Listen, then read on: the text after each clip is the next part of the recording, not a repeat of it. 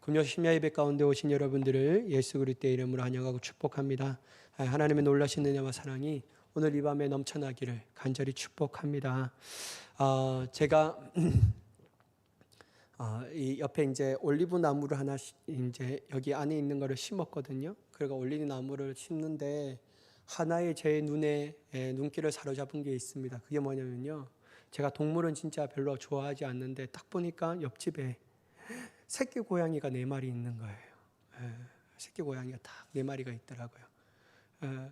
제가 이 막 어른 고양이였으면 그냥 아무런 아는 척도 안 하고 하는데 그 새끼 고양이 이 4마리가 막 서로 막 깨물고 뒹굴고 막 하는데 그 너무 계속 한참 저도 모르게 한 15분 동안 넋놓고 이렇게 보고 있는 것 같아요. 제가 그런 거 잘 안 보거든요. 근데 막 넋놓고 보다가 그 엄마 고양이가 탁 오는데요. 야, 엄마 고양이는 싸나우더라고요. 막 계속 그래요. 와, 뭐 근데 난 아무 짓도 안 했는데 그냥 본 건데 넌 왜 나를 그렇게 싸납게 대하냐 이해를 못하게 정도로 막 그러는 거야. 그래서 한참 그렇게 있다가 제 마음에 느껴지는 하나의 영적 감동이 뭐냐면요. 저 새끼 고양이도 하물며 미물인 새끼 고양이를 지키기 위해서 어머니도 저렇게 낯선 사람이 왔을 때 저렇게 막 경계하면서 위협적으로 내 새끼들을 지키겠다고 하는데 하나님께서는 얼마나 우리를 지키기를 원하시는 것일까라는 생각이 막 깨달아지는 거예요. 여러분 우리가 그것을 느끼지는 못하더라도 하나님은 마치 우리의 하나님의 자녀인 우리를 오늘 하루도 정말 품에 안고 우리의 삶을 지키기를 간절히 원하시는 분이신 줄 믿으시기 바랍니다. 그래서 여러분 우리에게 은혜도 주시고 우리에게 말씀을 들을 수 있는 기회 또한 허락해 주신다라는 이 자체가 하나님이 우리를 보호하시겠다라는 명확한 증거인 줄 믿습니다. 제가 그래서 오늘 또 봤어요. 근데 참 희한하더라고요. 안 보여요 오늘은. 몇 번 가니까요.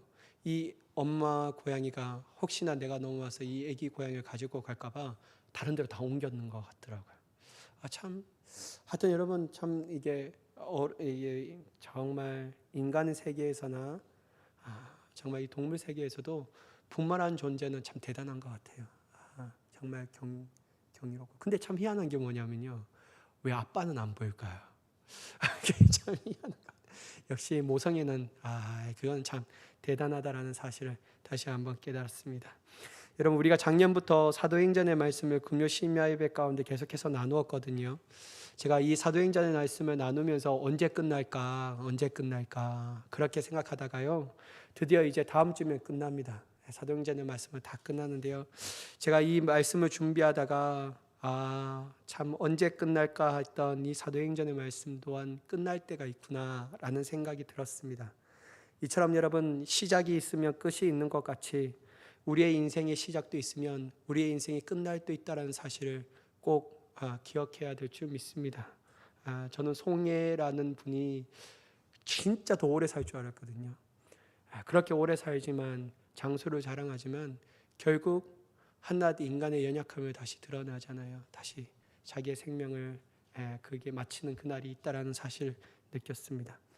여러분 우리의 인생의 시작이 있고 끝이 있는 것처럼 또 하나의 시작이 있고 끝이 있습니다. 그게 뭐냐면요.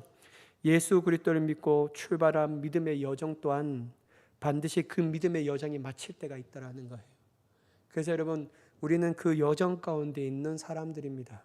그러니까 여러분 내가 예수 그리스도 믿고 세례받고 내 믿음의 여정은 끝났다라고 생각하면 안 돼요. 우리는 계속 쫙 나가야 합니다. 제가 오늘 유튜브를 이렇게 여러 가지 보다가 제가 이제 온누리 교회에 있을 때부터 이렇게 모았던 자료들이 있거든요. 그 자료들에서 이렇게 영상들을 좀 찾아봤는데요. 제가 이게 저도 모르게 다운받았던 게 있더라고요. 그게 뭐냐면 영국 교회 현실인 이 교회에 대해서 다운받았더라고요.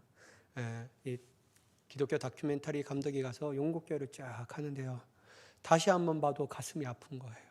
다시 한번 봐도 쫙 하는데 가슴이 아픈데 뭐냐면 영국 교회가 거의 진짜 얼마 손에 남지 않는 그 교회 빼놓고 다 팔렸는 거예요. 팔렸는데 거의 대부분 무슬림 교회로 팔려갔고, 근데 무슬림들은 그 교회를 샀잖아요. 근데 십자가만 떼고 그 앞에 간판이라든지 이런 거 다 그냥 고마도로 놔두는 겁니다. 그러면서 이게 감독이 얘기하는 게 마치 조롱하는 것처럼 이렇게 얘기를 하더라고요. 영국교회의 그런 현실을 보여주고, 또 어떤 데 보니까 교회가 점차 이게 갔는데 미용실로 바뀌고, 안에는 네일샵도 있고, 그 다음에 카페도 있고, 술집도 있고, 그러면서 이렇게 그 안에 있는 사람들에게 인터뷰를 하는 겁니다. 당신은 예전에 이 교회가 이곳이 교회였다라는 것을 알고 있습니까? 안 돼요.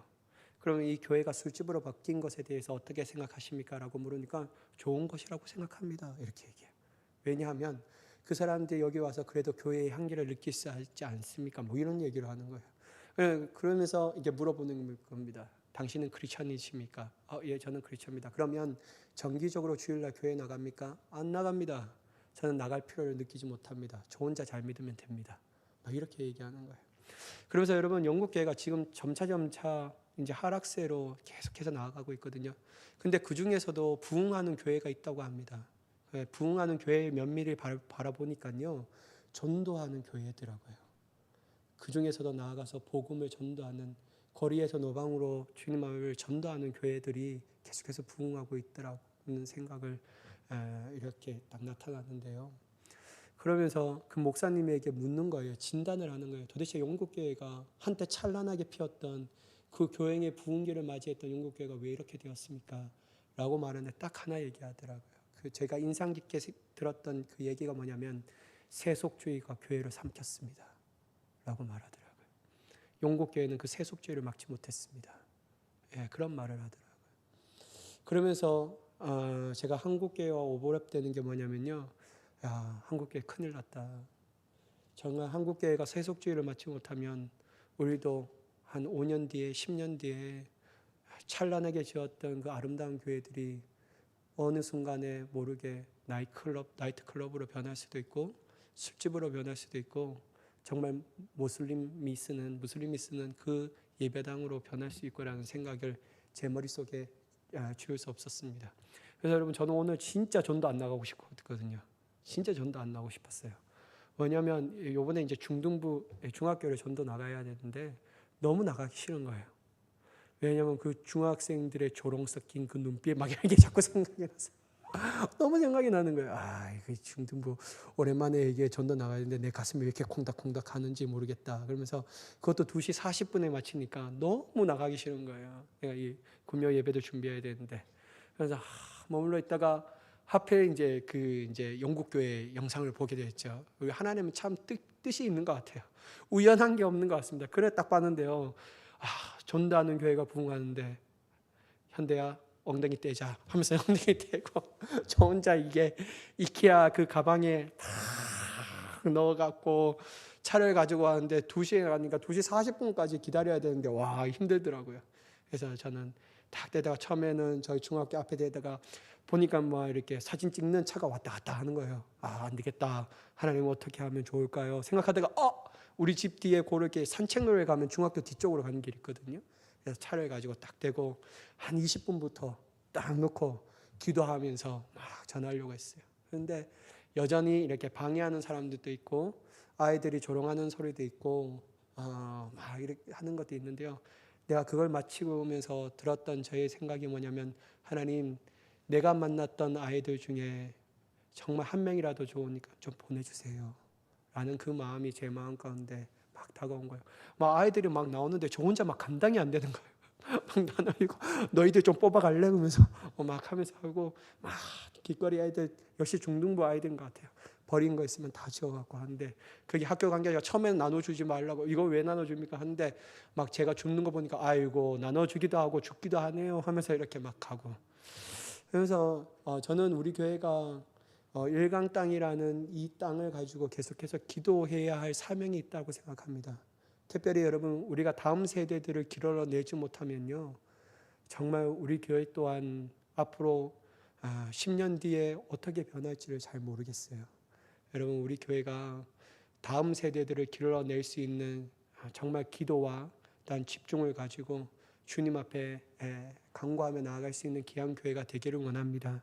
다른 세대가 되지 않도록, 다음 세대가 될 수 있도록 그러한 우리 교회가 되었으면 좋겠습니다. 제가 오늘 감동을 느꼈던 그것을 먼저 좀 나누고서 말씀을 시작하도록 하겠습니다.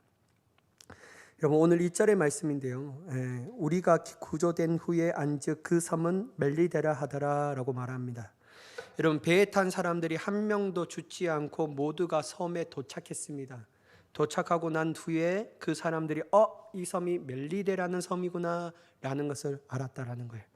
저는 여기 막 주석을 봤는데 멜리데가 오늘날 어떤 섬을 의미하는 것일까?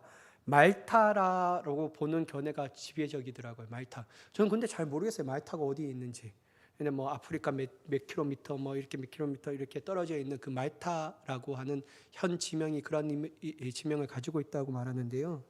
근데 이 말타라는 멜리데는 전체 길이가 29km 되고 너비가 15km 정도 되는 아주 작은 섬이라고 합니다. 작은 섬이라고 하는데요. 근데 그 작은 섬에 퇴역한 군인들이 와서 좀 부요한 섬이었다라고 또 보는 시선도 있습니다. 하여튼 여러분, 크기가 어떠하든지 가장 중요한 것은 뭐냐면요, 모든 사람들이 멜리데 섬에 다 도착했다라는 거예요. 여러분, 이것은 어떠한 것을 의미할까요? 바로 뭐냐면 사도 바울의 예언이 성취되었다라는 것이죠.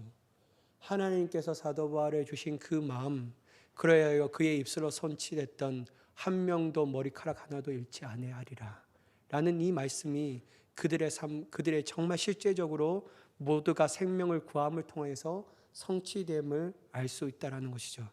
여러분, 제가 매번 말씀드리잖아요. 하나님께서는 반드시 당신의 뜻을 이루신다라고 말해요.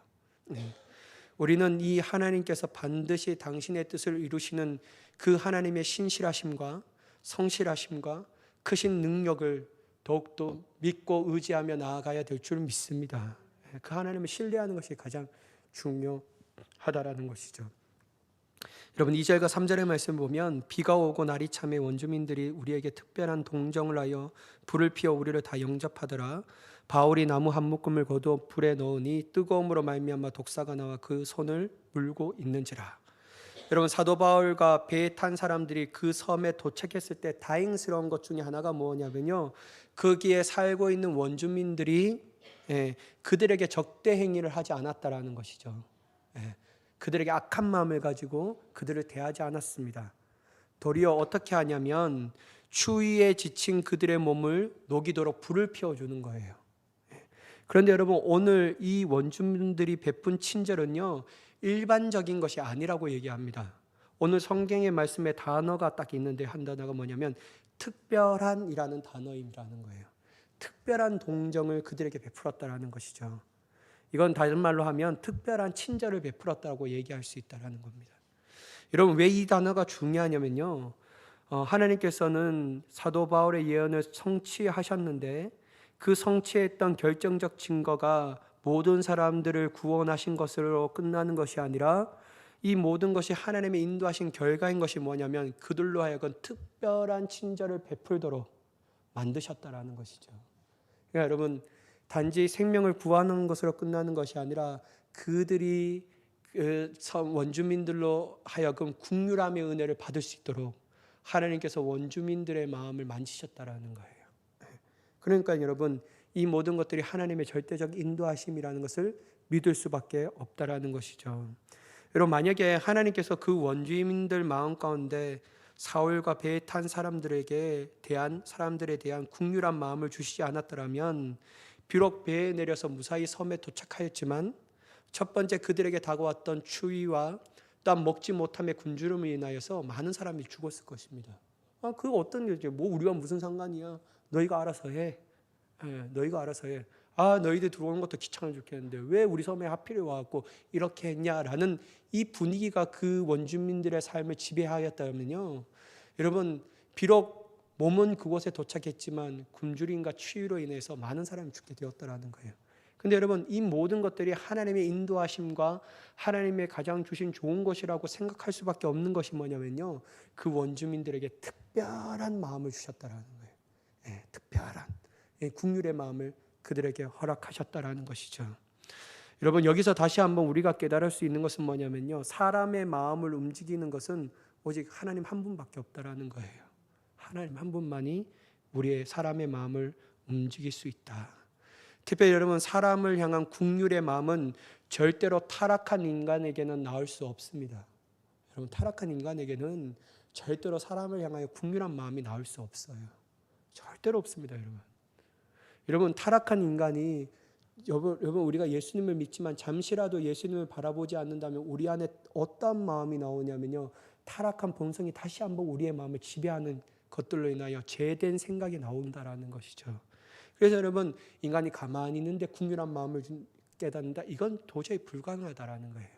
그렇다면 목사님, 일반 사람들도 사람들에게 불쌍한 마음을 볼 수 있고 그것을 깨달을 수 있는데, 알 수 있는데, 그러면 이것도 하나님의 은혜입니까? 맞습니다, 여러분. 하나님의 은혜예요. 그게 어떤 은혜냐면요, 존 웨슬리 목사님이 얘기했던 거죠. 선행적 은혜라는 거예요. 주님이 먼저 찾아오셔서 그들의 은혜를 베푸셨다. 먼저 찾아오신 하나님의 은혜 때문에 그들이 다른 사람들을 향한 긍휼의 마음을 가질 수 있다는 거예요. 여러분, 절대적으로 타락한 인간은 도덕을 아예 꿈꿀 수가 없습니다. 이거는 도저히 얘기할 수 없다라는 것이죠.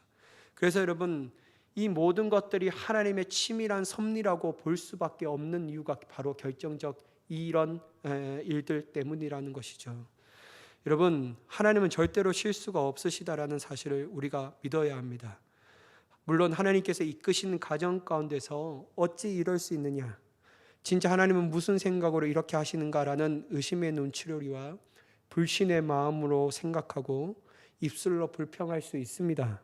그러나 결국 지나보면요, 하나님께서 행하신 모든 일들은 실수가 없으신 거예요. 가장 좋은 것을 우리에게 주신 것이죠. 하나님의 사람들을 위해서 하나님께서 우리를 인도하시면요, 완벽한 결과, 완벽한 은혜로 우리를 인도하시는 줄 믿으시기 바랍니다. 그러므로 여러분, 하나님은 우리가 어떻게 고백하냐면요, 주님은 우리의 선한 목자이십니다 라고 고백할 수밖에 없는 거죠. 여러분, 다윗을 한번 생각해 보십시오. 다윗이 시편 23편에 여호와는 나의 목자시니 라고 말하잖아요. 근데 여러분, 다윗의 인생은 죽기 전까지도 고달픈 인생이었어요. 좀 평안해지면 자기가 죄를 지음으로 말미암아 정말 압살롬 자기 아들에게 쫓겨가는 인생이 되었고요, 사울에게 그렇게 미치도록 도망자의 삶을 살았잖아요. 결국에 또 마지막엔 또 힘들고, 인구 조사하지 말라고 했는데 인구 조사해갖고 자기 사랑하는 백성들이 질병으로 인하여서 죽게 되고, 여러분, 사도 바울이 계속해서 평탄한 인생을 살아가는 것이 아니에요. 그럼에도 불구하고 다윗이 고백한 것이 무엇입니까? 여호와는 나의 목자시다라는 거예요. 왜냐하면 하나님이 베푸신 모든 것들은 나에게 가장 좋은 것이다. 그래서 여러분, 시편 23편 2절이 어떻게 얘기합니까? 주님이 나를 푸른 초장과 쉴만한 물가로 누이시는도다 라고 말하잖아요. 여러분, 인간적인 눈으로 볼 때는 사울에게 쫓겨가는 그 인생이 푸른 초장과 쉴만한 물가입니까? 압살롬의 아들로 인하여서, 반역한 아들로 인하여서 예루살렘에 쫓겨나가서 도망가는 그 아버지의 초라한 모습이 여러분, 하나님이 이끄시는 푸른 초장과 쉴만한 물가입니까? 아니죠, 여러분. 그게 어떻게 쉴만한 물가입니까? 푸른 초장입니까? 근데 여러분, 다윗은 어떻게 그렇게 고백할 수 있습니까? 왜냐하면 다윗은 느껴보면 느껴볼수록, 묵상하면 묵상할수록 기가 막히신 하나님의 은혜를 깨달았다라는 거예요. 그는 눈에 보이는 상황이 다가 아니라 그 안에 신비로운 하나님의 은혜를 알았다라는 것이죠. 그러니까 여러분, 이런 믿음이 있으니까 늘 다윗이 고백했던 것이 뭐냐면, 주님은 나의 선한 목자이십니다. 참 나를 위하여 사망의 음침한 골짜기를 지날지라도 내가 해를 두려워하지 않는 것은, 왜 해를 두려워하지 않는다고 말합니까? 주께서 나와 함께 하시나이다. 주께 주와 지팡이와 막대기가 나를 안위하시나이다.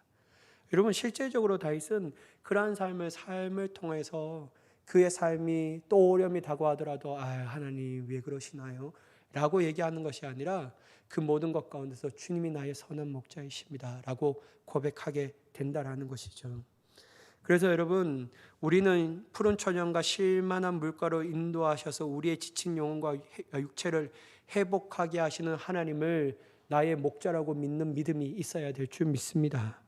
따라서 우리는 세상의 다른 어떤 것으로 위로받으려고 하면요, 그 다른 것에 주목하면서 세상의 것에 집착하며 나아가면요, 회복은커녕 더 깊은 수렁 가운데 빠져 깊은 절망이 우리의 마음을 사로잡고 깊은 탐식만이 우리의 입술에서 나오는 것을 발견하게 되는 거예요. 그래서 여러분 우리가 얼른 시선을 돌려야 합니다. 하나님이 나의 목자가 되십니다. 강야에서도 길을 내시는 주님. 저는 가장 좋은 단어가 시온의 대로를 여시는 주님. 여러분 이게 너무 좋으신 하나님이시잖아요.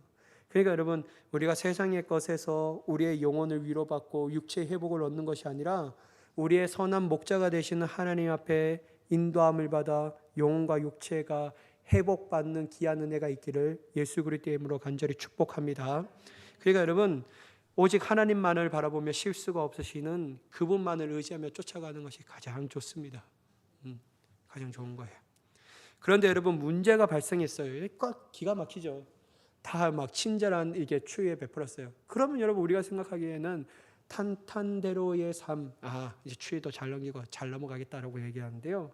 그런데 문제가 발생했는데 그 문제가 뭐냐면요. 사도 바울이 불에 나무를 더하려고 하다가 나무 가지를 이렇게 딱 치는데 불에 넣으려고 할 때 나무 가지에 숨어 있는 독사가 있었다라는 것이죠. 그때 사도 바울의 손가락을 쾅 물은 것입니다. 그때 여러분 모두가 다 깜짝 놀랐잖아요. 특별히 원주민들이 사도 바울의 손에 독사가 매달려 있음을 보고 뭐라고 생각하냐면 더 이상 이 사람은 살지 못할 것이다 라고 생각하는 거예요. 그리고 또 다른 어떤 생각을 했냐면요.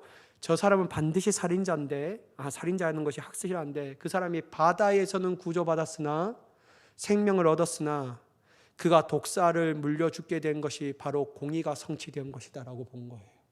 그러니까 여러분 그들의 마음 가운데는 인과응보의 사상을 가지고 사도 바울을 바라본 것이죠. 사도 바울이 살인자구나. 그래서 네가 이 바다에서 구조받았지만 결국 너는 죽을 수밖에 없는 존재구나. 막 이렇게 본 거예요. 근데 여러분 모든 사람들이 더 깜짝 놀랐는데요. 근데 여러분 사도 바울의 모습을 보면서 저는 더 깜짝 놀랐습니다. 뭐냐면요. 독사가 탁 깨물었는데 주위에 있는 사람들 원주민들은 다 깜짝 놀라고 주위에 있는 사람도 다 깜짝 놀랐지만 사도 바울만큼은 꿈쩍도 안 합니다. 이거 어떻게 했죠 여러분? 성경 말씀을 물었어요. 그냥 불쌍히 이렇게 털어버린 거예요. 어떻게 저럴 수 있지? 나 죽었다 막 이렇게 해야 되는데 저만 이렇게 호들갑 떠는가? 여러분 다 그렇죠. 이렇게 좀 무거워 살고 싶다 막 이렇게 해야 되는 게 아니에요. 저는 그럴 것 같아요. 여보 빨리 막 119를 불러라 막 이렇게 소리치면서 저는 막 여기 꼬매 막 이렇게 짱매고 내 손가락이 여기 밑에는 잘라도 좋으니까 나는 살고 싶어 막 이렇게 생각했는데 사도 바울은요 참 제 이 성경을 보면서 야 사도 바울 대단한 사람이다 탁 깨물었는데 막 이렇게 털어버린 거예요 그냥. 그러니까 여러분 세상사람들이 다 깜짝 놀라는 거예요. 근데 더 깜짝 놀란 게 뭐냐면요. 오랜 시간이 지나도 사도 바울이 안 죽는 겁니다. 갑자기 쓰러져야 되는데 아니면 손가락이 팅팅 부어야 되는데 사도 바울이 아무렇지도 않는 거예요. 그러면서 그들이 다음과 같은 생각을 했는데 6절의 말씀을 보면 그들은 그가 붙든지 혹은 갑자기 쓰러져 죽을 줄로 기다렸다가 오래 기다려도 그에게 아무 이상이 없음을 보고 돌이켜 생각하여 말하되 그를 신이라 하였더라. 참네. 여러분 저는 이거 보면서요 참 인간이라는 존재가 이렇게 악하구나. 난 참 인간은 믿을 수 없는 존재인 것 같아요. 여러분 한번 생각해 보십시오. 원주민들이 그가 곧 쓰러져 죽을 것이라고 생각하면 안 죽었어요. 그러고 보면서 그에게 마지막으로 어떻게 보면 야 그는 신인가 봐 라고 생각한 거예요. 근데 여러분 앞에는 어떤 것을 얘기했습니까? 살인자라고 얘기했거든요. 근데 나중에 뒤에 보면 신이라고 얘기해요. 저는 이 말씀을 보면서요 두 가지의 깊은 깨달음을 얻게 되었습니다. 첫 번째, 사도 바울은 독사에 물려도 어떻게 저렇게 태어날 수 있었을까? 이 질문에 대한 답을 먼저 저 묵상하면서 깨달았는데요. 그게 뭐냐면요, 사도 바울은 자신은 반드시 로마의 앞에 설 때까지 절대로 죽지 않는다는 사실을 믿고 있었다는 거예요. 왜냐하면 이게 하나님의 뜻이니까. 그래서 여러분 우리 흔히 얘기하는 게 있잖아요. 사명자는 그 사명을 감당하기 전까지는 절대로 죽지 않는다.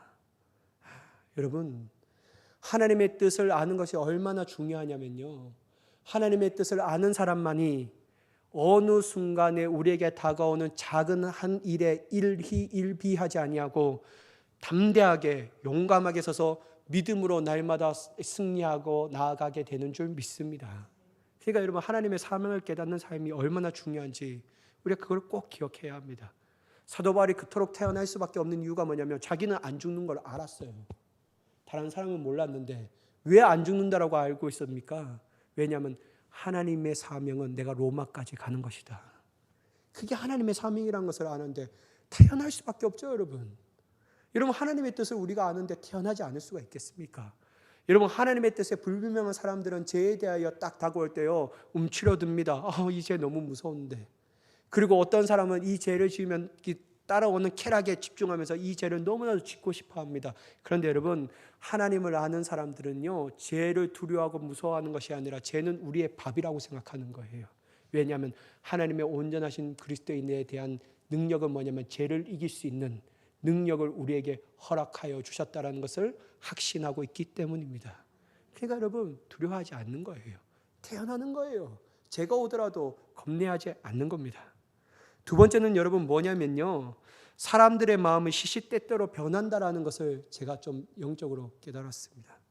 좀 전만 하더라도 독사의 손에 물린 사울을 보고 살인자다, 네가 바다에서는 구조됐으나 드디어 네가 살인자이기 때문에 독사에는 물려 죽는구나, 내가 알았다 이 살인자 놈아, 이렇게 생각했던 그 사람들이었는데 물려도 안 죽는 것을 보면서 신이다 라고 얘기하는 거예요. 여러분, 아무리 사람의 마음이 갈대라고 하지만 이렇게 줏대가 없을 수가 있겠습니까? 그렇다면 여러분, 왜 이들은 이처럼 줏대 없이 왔다 갔다 할까요? 왜냐하면 여러분, 그들은 눈에 보이는 현상만 믿고 그것이 다라고 생각하고 있기 때문입니다. 여러분, 한번 잘 보세요. 그들은 사도 바울의 주인이신 하나님을 바라보지 못했습니다. 오직 독사, 손에 물음, 그리고 아무렇지 않는 사도 바울의 현상, 그 현상만 바라보았던 사람이라는 거예요. 그러니까 독사에 물렸을 때는 이거 죽는다, 그러니까 네가 살인자야. 근데 물어도 아무렇지 않아요. 그러니까 네가 신이구나, 이렇게 막 바뀌어지는 거예요. 여러분, 저는 이 사도 바울에 넘어 있는 그들이 하나님을 바라보지 못하기 때문에 오직 사도 바울의 모습만 봤기 때문에 그들의 생각이 확 바뀌어지는 것을 보게 되었습니다. 그렇다면 여러분, 이것을 우리의 삶 가운데 통해서 적용해야 합니다. 뭐를 적용해야 되냐면요, 우리 또한 눈에 보이는 현상만이 다인 것처럼 생각하면, 그것이 나의 결론이라고 생각하면 우리 또한 그들처럼 우리의 생각이 확 바뀌는구나, 확 바뀌는 거예요. 여러분, 영적인 사람들은요 확 바뀌지 않습니다. 왜냐하면요, 그 너머의 현상 너머에 계신 주인이신 하나님을 보기 때문이죠. 그 하나님이 우리의 삶의 기준이 되었는데 확 바뀌겠냐라는 거예요. 여러분, 어떤 사람들은 믿음의 롤러코스터를 탑니다. 쫙 갔다가 갑자기 막 자유고 막 조울증이죠. 조증처럼 막 왔다 갔다 그러는 거예요. 여러분, 왜 이렇게 믿음의 롤러코스터를 탑니까? 그들은 때로는 믿음이 좋을 때는 믿음에 보이지 너머에 있는 하나님의 놀라운 능력을 바라봅니다. 근데요, 그 현상만을 더 이상 하나님은 보이지 않고 현상만을 바라보니까 믿음의 롤러코스터를 막 타버리는 거예요. 따라서 여러분, 우리는 어떤 경우든지 믿음으로 현상 너머에 계시는 그의 주권자 되시고 주인 되시는 하나님을 바라볼 수 있는 자가 되기를 간절히 축복합니다. 다윗이란다. 사도 바울과 같이 하나님을 바라보는 사람이 되어야 해요. 여러분, 우리가 하나님을 바라보는 사람이 되냐면요, 우리는 믿음의 집을 든든히 세워져 가게 되는 줄 믿습니다. 그것도 반석 위에요. 흔들리지 않는 거예요. 여러분, 이러한 위대한 하나님의 역사가 또 한 번 사도 바울에게 일어나는데요, 이 섬에서 가장 높은 사람 보블리오라는 사람이 사도 바울과 그의 일행들을 극진히 대접하잖아요. 막 신이라고 얘기하니까 극진히 대접합니다. 그때 여러분, 보블리오의 부친이 이별 열병과 이질에 걸려 누워 있는데요, 이러한 모습을 본 바울은 그에게 들어가 어떻게 합니까? 기도하고 안수합니다. 여러분, 안수했더라는 하나님의 치료하심을 간구했다라는 것이죠. 그때 어떻게 됐죠? 고침을 받게 됩니다. 그러니까 이 사람들이 더 막 황홀한 막 영적인 경험을 막 하는 거예요. 네. 여러분, 저는 이 말씀을 묵상하다가 하나님 참 공평 좀 하시면 좋을 건데 왜 하나님은 사도 바울에게 이러한 은사를 계속 주시고 왜 오늘날 우리가 살아가고 있는 이 목회자들에게 이러한 현상을 좀 주시면 좋았을 것을 왜 안 주실까? 이런 묵상을 하다가 제가 새벽에도 말씀드렸던 결론이 있는데요, 뭐냐면 사도 바울에게 나타났던 그 현상을 주신 하나님의 이유와 목적, 단 우리에게 주시지 않는 이유와 목적이 있다는 것을 발견했습니다. 첫 번째, 사도 바울은 그 은사를 통하여 자신을 드러내지 않았다라는 거예요. 그럼 한번 보십시오. 사도 바울은 철저하게 하나님만을 드러낸 인생이었습니다. 그가 늘 만나는 사람들마다 고백하고 나눠줬던 것이 뭐냐면요, 복음이었다라는 거예요. 그래서 여러분, 사도 바울이 하나님께로부터 이러한 은사를 받았는 통해서 그 은사를 사용하는 목적과 그 의도가 뭐냐면요, 자신이 잘 대접받기 위해서, 자신이 잘 드러내기 위해서, 흔히 말하는 사자성어로 입신양명하기 위해서 그런 거 하는 게 아니에요. 사도 바울은 이 은사를 통하여 위대하시고 찬란하신 하나님의 영광을 드러내기를 원하였다라는 거예요. 그러니까 이 은사를 주님께서 시와 때를 맞춰서 주시는 거예요. 그런데 여러분, 오늘날 많은 이 사역자들에게 이러한 은사를 주시지 않는 이유, 특별히 저에게 주시지 않는 이유는 제가 몇 번 말씀드렸지만, 저는 이것을 내 이유와 목적으로 사용하기 위한 위험성이 99%를 도사리고 있다는 것이죠. 여러분, 진짜요, 저는 만약에 이 은사를 가지고 있으면요, 아마 제가 생각해 여러분들 줄 세우게 할걸요. 신령한 은사 받고 싶으면 1년 쓰세요. 안 됩니다. 다음 주 오세요. 내가 너무 피곤해서 안 되겠어요. 그래서 탁 하면서 내가 좋아하는 사람은 기도해주고 내가 싫어하는 사람은 기도 안 하고 가시라고. 이러면 막 이제 딱 정말로 나에게 막 권위가 있잖아요. 막 영적 권위를 가지고 막 이렇게 하는 거예요. 그러니까 하나님은 이러한 현대를 너무나도 잘 아시기 때문에 아예 안 주는 거예요. 꿈도 꾸지 말라고. 그러니까 여러분, 안 주시는 거예요. 사랑하는 여러분, 제가 이런 말씀을 드리는 이유가 뭐냐면요, 우리가 하나님께로부터 받은 은사의 목적과 뜻은 어떻게 해야 되냐면요, 철저하게 하나님의 순수한 동기와 의도대로 사용해야 될 줄 믿습니다. 그때 여러분, 하나님 은혜 부어주시는 거예요. 왜 하나님, 나는 성경의 말씀처럼 믿는 자가 손을 얹은즉 나으리라고 말씀하는데 왜 나는 믿음으로 말미암아 손을 얹었는데 낫지 않습니까? 이 성경에 얘기하는 것이 다 거짓이 아닙니까? 이렇게 얘기하면 안 됩니다. 하나님은 우리의 자신을 잘 알아요. 하나님이 그 은사를 그때 안 주시는 것이 가장 복된 것을 알고 있기 때문에 안 주시는 거예요. 그리고 하나님은 다른 방법을 통하여 하나님 그를 낫게 하시고 그를 고치시고 그를 온전케 세워주시는 줄 믿습니다. 그러니까 여러분, 우리는 철저하게 하나님의 수준을 바라보아야 되는 거죠. 그렇게 했습니다.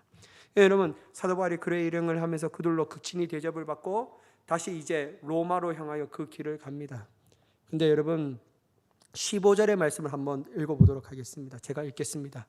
그곳 형제들이 우리 소식을 듣고 아비오 강장과 트레이스 타베르네까지 받으러 오니 바울이 그들을 보고 하나님께 감사하고 담대한 마음을 얻으니라. 여러분, 사도 바울과 로마 교인들과의 만남은 아주 매우 감격적이었는데요, 사도 바울로서 일찍이 와보려고 했었고 또한 주님께서 그가 로마에서 복음을 전해야 한다는 소명과 약속을 주신 일이 있었던 이 로마에게 오게 되었으니 사도 바울은 기쁨과 감사가 넘쳐났다는 거예요. 한편 여러분, 사도 바울이 로마에 왔다는 소식을 듣고 로마 교회 교인들이 나와서 그를 열렬하게 환영해 줍니다. 특별히 15절에서 마즈러라라는 단어가 있거든요. 마즈러라라는 단어가 있는데 이게 헬라어로 아판테신이라는 단어인데요, 이게 뭐냐면 어떤 도시의 대표단이나 왕이나 장군을 맞이할 때 쓰는 단어입니다. 그러니까 여러분, 사도 바울이 쫙 왔어요. 그것도 제수의 신분으로 딱 왔음에도 불구하고 로마 교회 성도들은 그를 극진히 모십니다. 여러분, 저는 이 말씀을 보면서요, 하나님이 너무 좋은 거예요. 한번 생각해 보십시오. 사도 바울의 마지막 사명은 로마에서 복음을 전하는 것이었어요. 근데 여러분, 좀 나은 모습으로 오면 좀 좋잖아요. 근데 그의 모습은 어떤 모습이었습니까? 죄수의 모습이었어요. 그리고 앞으로 로마에서 펼쳐질 일들을 몰랐다라는 거예요. 하나 아는 것은 뭐냐면 이것이 나의 마지막 사명이다라는 것을 알았다라는 거예요. 근데 어떤 것이 나를 도사리고 있고 위험이 나에게 다가오는 것은 잘 몰랐는 거예요. 그래서 여러분, 사도 바울은 한편으로는 기쁘면서 어떠한 일이 일어날까에 대한 염려와 걱정이 있지 않았습니까? 근데 여러분, 사도 바울의 이러한 마음을 주님이 아셨던 거예요. 그래서 여러분, 로마 교회 성도들을 보내셔서 그를 열렬히 극진하게 모셔드리게 했다라는 것이죠. 그래서 여러분, 여기에서 하나님이 깊은 뜻이 있는데 뭐냐면요, 하나님은 지치고 상한 영혼을 회복시키기를 원하시는 것입니다. 여러분, 하나님은요, 책임만 들고 우리를 보고 앞으로 나아가라고 말씀하시는 무서운 하나님이 아니십니다. 우리의 아프고 상한 심령, 주님이 어루만지기를 원하시고요, 회복하기를 원하시는 거예요. 그래서 때로는 사람을 붙여주셔서 그들의 마음을 만져주시기도 하고요, 때로는 특별한 은혜를 부어주셔서 그들의 영혼을 회복하기를 원하신다라는 거예요. 여러분, 우리는 우리의 마음을 회복하고 위로하시고 또 우리의 마음을 어루만져 주시기를 원하시는 하나님의 손길을 누리며 나아가는 자가 되기를 간절히 축복합니다. 이 좋으신 하나님을 우리가 깨달아야 하는 거예요. 특별히 여러분, 정말로 우리 모두가 엘리야처럼 로덴 나무 아래서 나 죽어주세요 라고 말할 때 까마귀를 보내주셔서 먹이시고 또한 어루만져 주셨던, 특별히 우리 교회 가운데 이 위로와 또한 우리의 마음을 안아주시고 회복하게 하시는 그 하나님의 은혜가 넘쳐나기를 간절히 축복합니다. 이런 하나님은 무서운 하나님이 아니십니다. 오늘도 우리에게 오셔서 상처나고 참 구멍난 우리의 마음을 메꿔주시기를 원하시고 우리에게 힘주셔서 그 마지막 사명을 다 감당하기를 원하시는 위로하시는 하나님을 오늘 이 밤에 만나 여러분이 힘을 얻고 주님을 의지하며 나아가 승리하는 저와 여러분이 되기를 예수 그리스도의 이름으로 간절히 축원합니다. 사랑의 하나님,